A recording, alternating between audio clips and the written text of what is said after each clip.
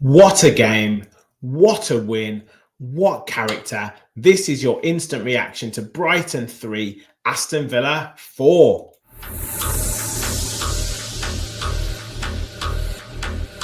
Let's go.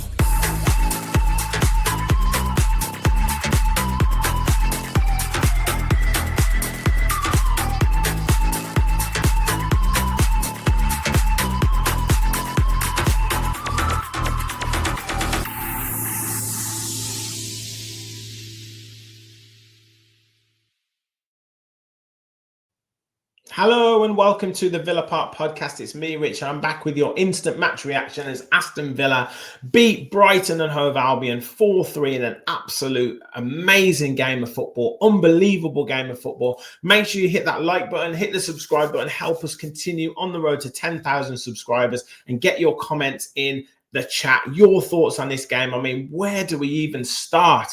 Your thoughts on the man of the match as well. I've got my idea in terms of brilliant performances, but let's go through the game. I'm sure I will forget some points. And again, get in the comments if I've forgotten something, if I've forgotten a goal, if I've forgotten a moment. Please forgive me, because it was absolutely incredible. But we had some drama even before the kickoff, and some changes from Unai Emery as well. It was meant to be Emi Martinez in goal, but it wasn't Emi Martinez. It was Marco Bizot who had to step into the breach in terms of the goalkeeper position because Emi Martinez was injured before the game in the warm-up. Then it was Cash, Konsa, Pau Torres and Ian Maatsen across the back. Onana, Kamara. Then it was McGinn, Gesson and Rodgers and Ollie Watkins up front. So the changes from the weekend: Watkins back up top, Evan Gesson in and Ian Maatsen in.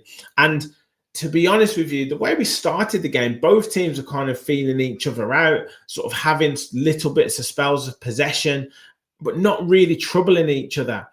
But it was a poor mistake from the goalkeeper and a sloppy goal to give away again. And look, you have to feel a little bit sorry for Bizot coming in from the cold, but a corner was given to Brighton after Matty Cash thought it should have been a push in the back against him. Corner comes in, Bizot feels a little bit of contact, I think, from the forward player from Brighton, just dives completely out of the way of the ball, and then it falls behind him, headed down by a combination of Van Heck, Rodgers and multiple other players, and managed to scramble in the net via a Brighton head, body, whatever. And it was in the 9th minute, Van Heck who claimed the goal, puts Brighton 1-0 up. And then after that, Villa just looked kind of disjointed. Evan Gesson couldn't find his way into the game and sort of was trying to running around a bit like a headless chicken. John McGinn was the player further forward with Ollie Watkins, and he didn't quite understand where he was playing, didn't quite know where he should be. And Morgan Rodgers was out on that left-hand side and was a bit too casual on the ball, getting pushed off the ball. And then the midfield, Onana and Kamara couldn't quite figure out who they were meant to mark, and it was Baleba and Gomez who were totally controlling the game, and we just couldn't get a real foothold in it. Having said that, if we could beat that press, if we could get down the left-hand side, we were starting to find some joy. And it was a move down the left-hand side where Morgan Rodgers played it down the channel into Ollie Watkins' path. He took a touch, opened his body up, but just couldn't get the right connection on the ball, and ends up hitting the ball straight into Verbruggen, who falls down on the ball easily. But then, instead of going 1-1, it was Brighton that went 2-0 up. They then immediately went on the attack. A quick 1-2 between Hinchelwood and I believe it was Gruder. Hinchelwood coming on off the bench. Quick 1-2. Hinchelwood receives the ball down the left-hand channel from their perspective, goes to cross it. Torres is on his way back trying to get into position. It flicks off Torres' foot. Totally wrong foots Bizot. And Villa find themselves 2-0 down after they should have been 1-0 up, 1-1. That then seemed to spring Villa into a bit of life because, as I said, before that, they were so disjointed, looking disinterested. Brighton looking like they could really attack at will and not putting as much pressure on the goalkeeper as they should have done. And it was finally that moment for Ollie Watkins to break that goal drought. Ian Maatsen, who'd managed to get down the left a couple of times, got down on the left after Torres had done some brilliant work.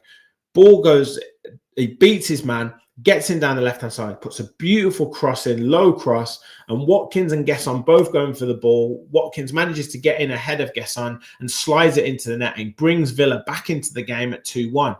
And then you're thinking, right, go for it, go for it. And it was Brighton that actually had a couple of moments going forward, had a couple of free kicks that they didn't make the most of.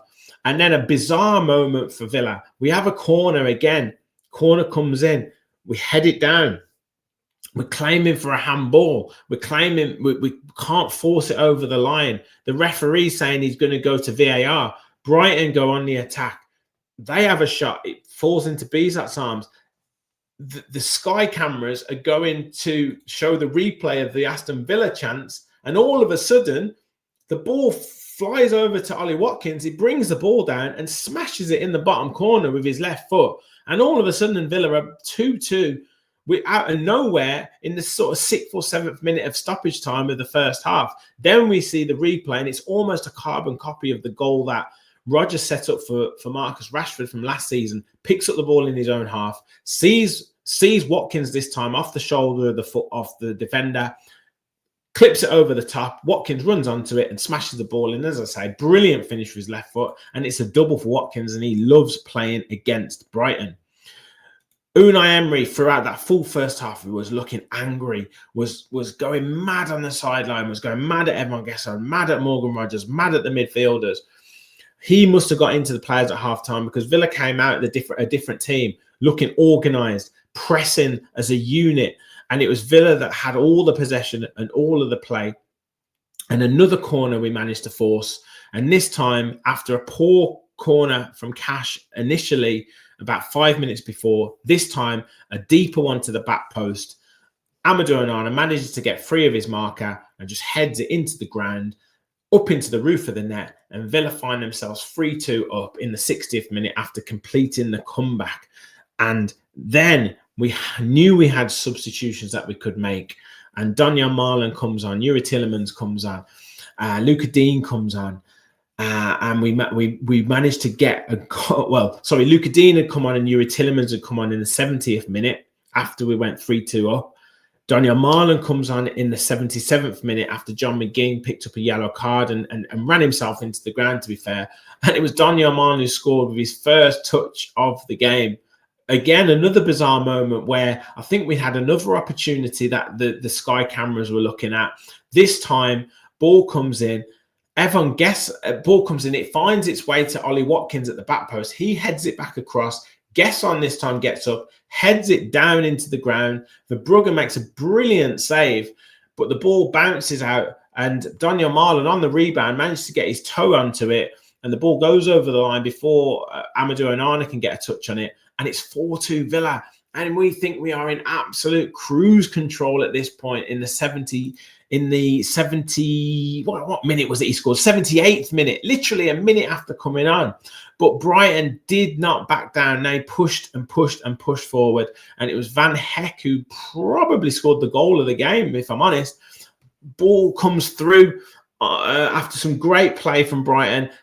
Jake Hinchelwood lays it back to him. Van Heck smashes it from the edge of the box into the bottom corner, and cue a tense finish for Aston Villa. We make a couple of key substitutions.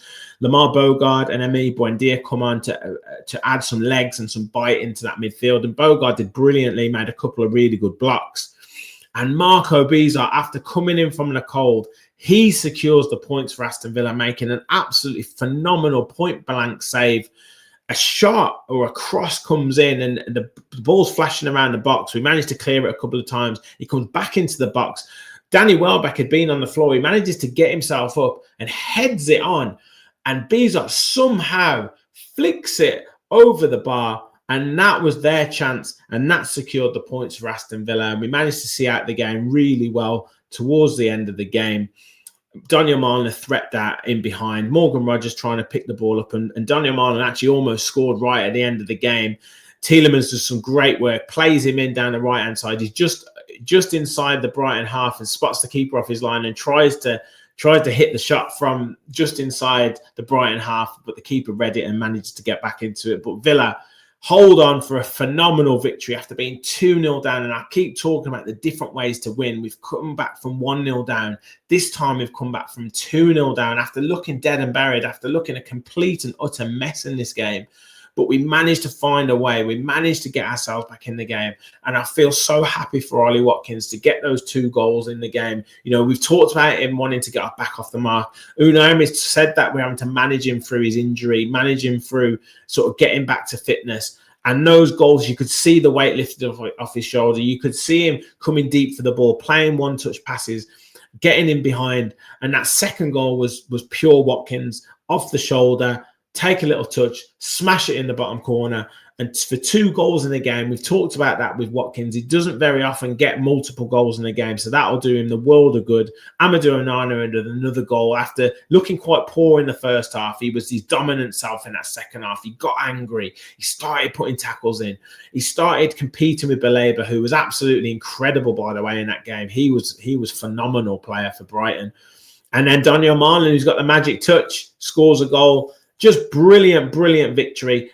Some elements of the game that we wouldn't be happy with, you know, but some of it you can understand. Marco Beasley having to come in from the cold, having to get used to the defenders, but he will love, after that first 20 minutes, he settled into the game much better, and he will love that save at the end and being part of a victorious Aston Villa game. You cannot argue with that. Some good performances. I've mentioned Watkins. I've mentioned Onana in that second half. But for me, Pau Torres was absolutely masterful in that game.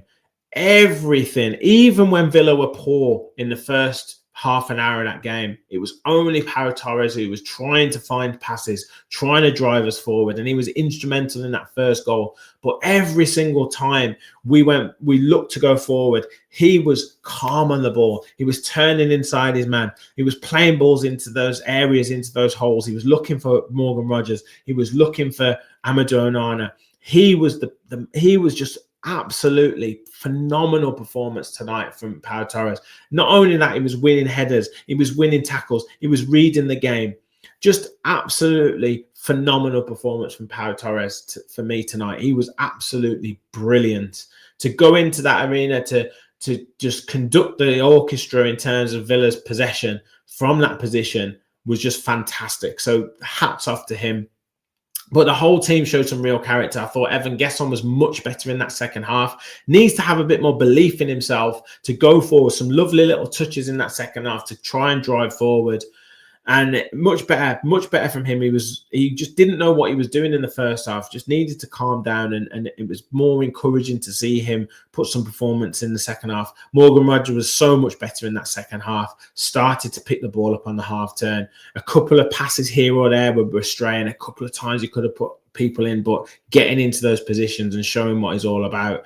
But for me, hands down, man of the match was Pau Torres. Just an absolute phenomenal performance. And Villa, as it stands, up to third in the table, and we've got to be in that conversation now. If we continue this run, it's 6 wins in a row, and we can go into this game against Arsenal on 4 wins in the league in a row, 8 wins out of 9 in the league. And we can go into this game against Arsenal on Saturday in absolute imperious confidence. We know that we can beat them at home. We know that we can be strong. We know we've got substitutes on the bench that can change the game. Ollie Watkins scoring 2 goals tonight, putting him back in confidence. Morgan Rogers playing well. Donyell Malen in the goals as well. We know that we can give them a good game. And we've scored goals from inside the box. So yes, we can score goals from outside the box. Yes, we can score from inside the box. Yes, we can score from set pieces. So any team, you better watch out.